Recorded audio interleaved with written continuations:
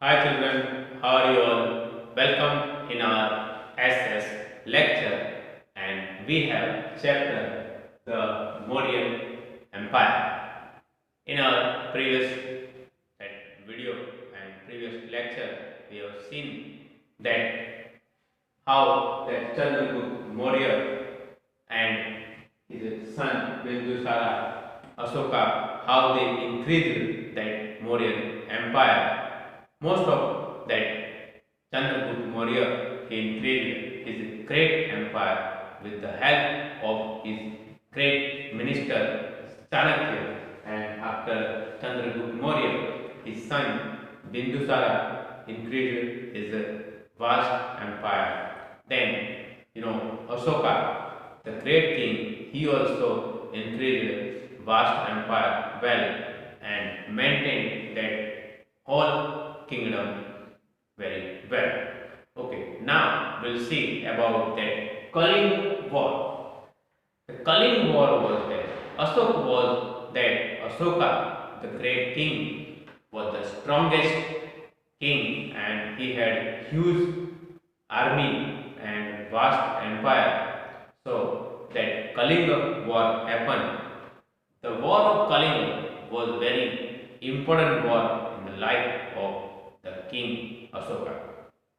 Kaling was a very powerful that kingdom, and Kaling was a very powerful kingdom, and it was an important that area. It had the access to the sea, nearby the sea, and control the and land. Sea routes are there. Many sea routes are there collected with the Kaling, and it is the important kingdom and vast kingdom was there. It is connected with the sea route and control land and the sea routes.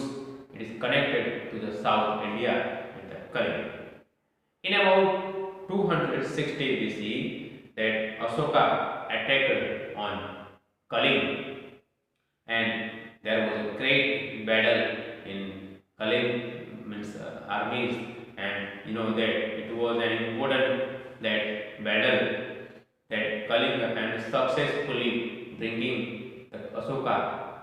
He was able to bring that Kaling under his control, and this battle was very brutal.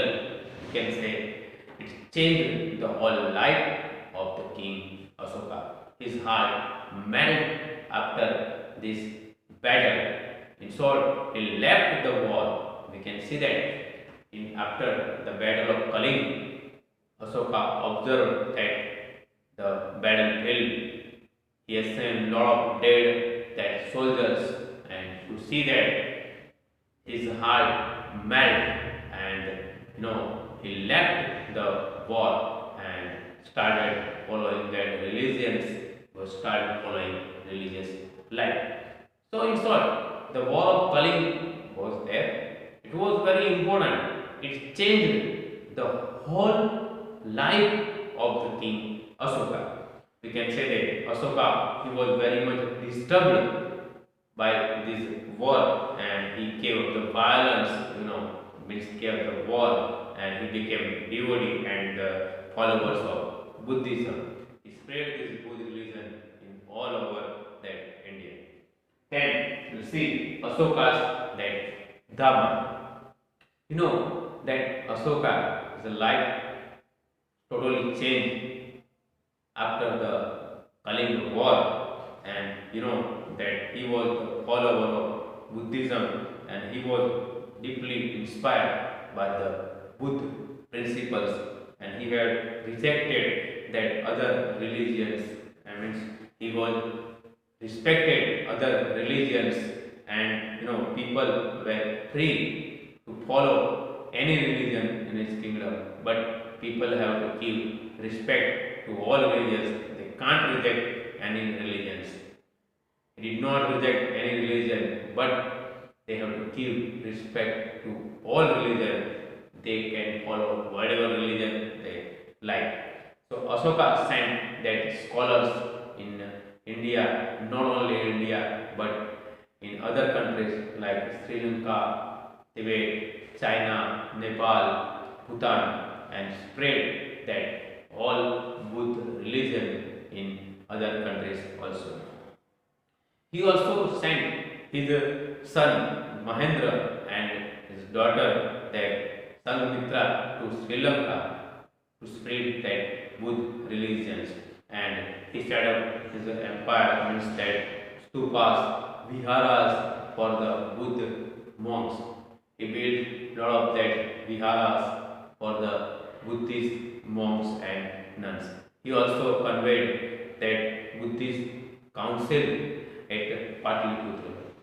So after that war, his life totally changed, and he started living ascetic lives, and he built viharas, stupas, and spread the Buddha religion. Dhamma is a Prakrit word, that Dhamma is a Prakrit word, and in Sanskrit it term that Dhamma means that religious duty, and the principle of Asokas are there.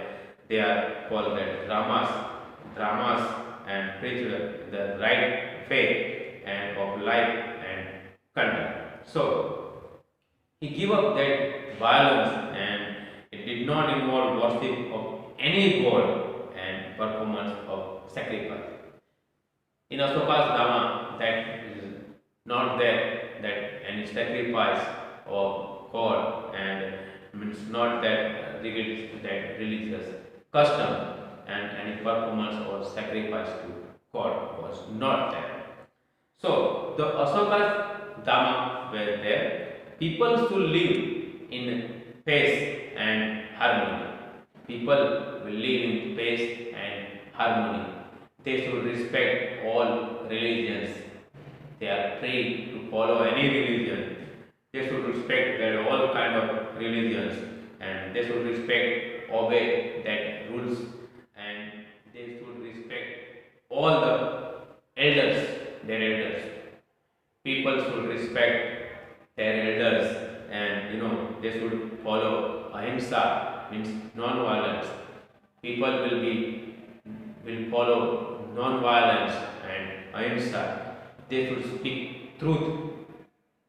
People will speak truth. They should follow ahimsa, and they should kind to everyone, and including their servants and slaves. People will be kind towards their servants and slaves.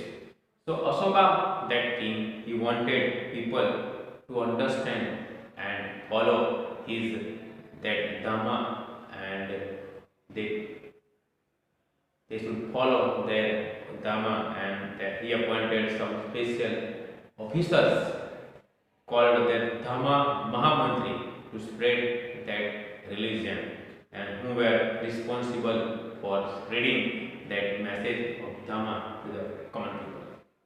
So Asoka, he appointed some officials like Dhamma Mantri. He was responsible to spread the religious messages to the common people, and he spread that religion this way. Asoka then built roads, buildings, then the trees along the sides of road, he grew trees, and so that traveling will be very easy. He set up hospitals for the people, and for hospitals for the people and animals, built that wells, canals for irrigations, and the welfare of the people, all activity he did. He dug wells, canals, schools, hospitals for the common people. That Asokan, that edicts were there. So Asokan edicts were there. So that edicts were written on the pillars and the regional language. So whatever region it was there, so that edicts were written in that common language. So directly the king conveyed his message to the common people of that place. So the edicts were set up in the different parts of the empire and different places, and main that edicts of that message of that Dhamma. His edicts have been found not only in India but in other countries like Pakistan, Afghanistan, Nepal. This is everywhere. These edicts you can see. There are about 14 that rock edicts were there and 7 pillar edicts were there. 14 that edicts on rock edicts and 7 that pillar edicts were there. The edicts were there, it was written in that regional language, and Ashoka, the great king, he followed that all edicts.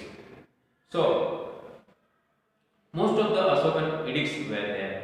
It was about the script and disciplines written by the James Spencer, and the edicts were written in that regional and common language.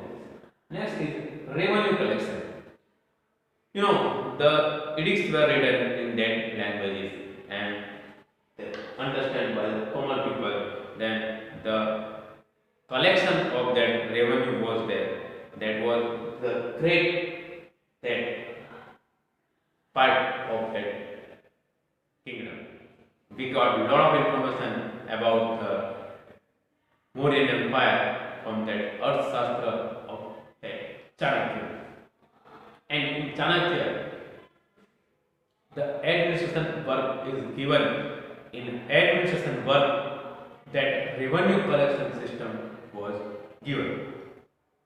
In North India, it was mainly that agrarian society was there, and at that time, that Mauryan set up a huge empire, so they were taking most of that agriculture tax, then land tax, and this were going on.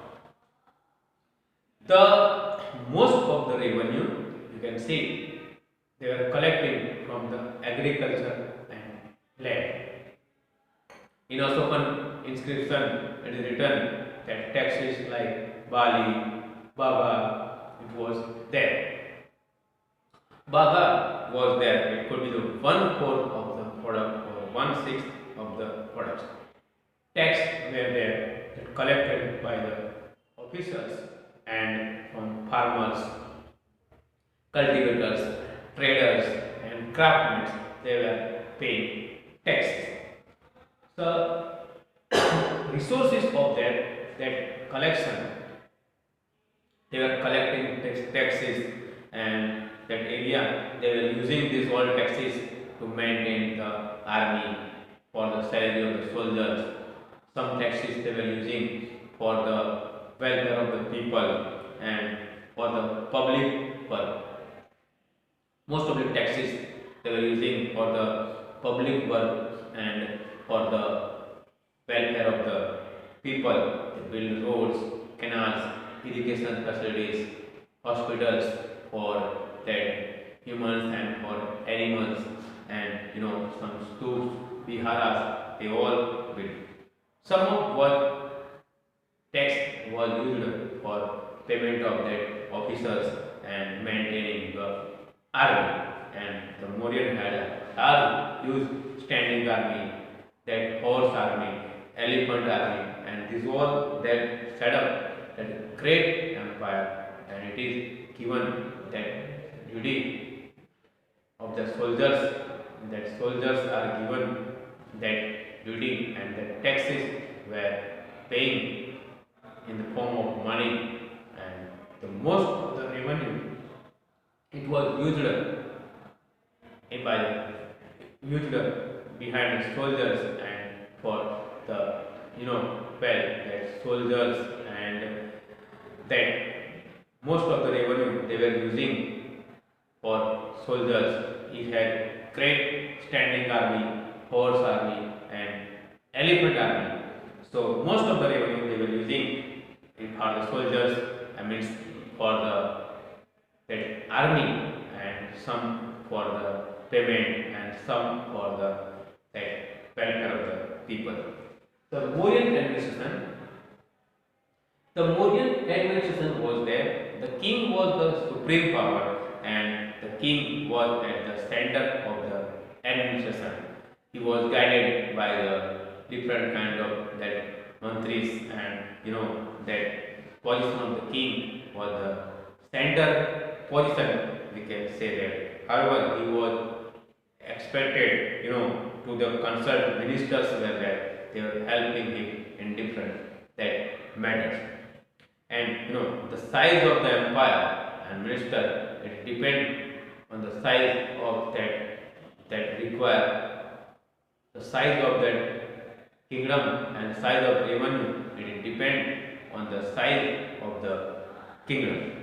The empire was very vast and huge, so it is very difficult to maintain that whole that kingdom. So they divided into different districts, and in each province they divided into different district and district to village.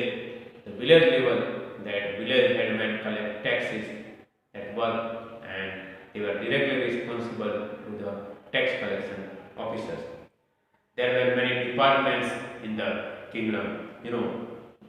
Emperor was the main emperor guarding main power, and he was assisted by some members like that Purohit, then the Senapati, the collector means that chief of the army, Purohit, chief priest, and Senapati and other important ministers helped him in that kingdom.